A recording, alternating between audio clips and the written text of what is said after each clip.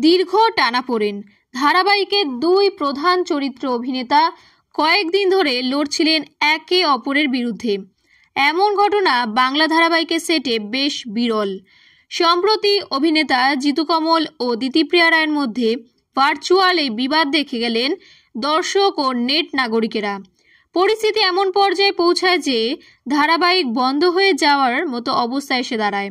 জিতুর বিরুদ্ধে আপত্তিকর মন্তব্য করার অভিযোগ এনেছিলেন দিতিপ্রিয়া।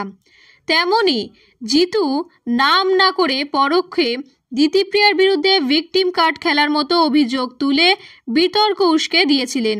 এবার ফের জিতুকে নিয়ে নিজের সিদ্ধান্ত জানিয়ে দিলেন অভিনেত্রী।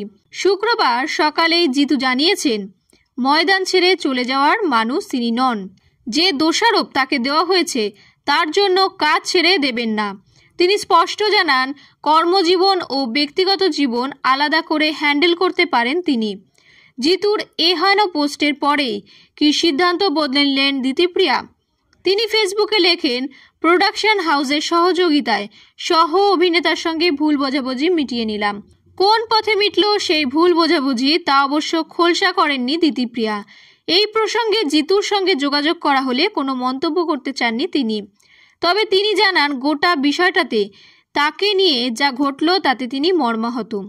ভুল বোঝাবুঝি কি মিটল? তাহলে তিনি মর্মাহত এ কথা বললেন কেন? উত্তর মেলেনি।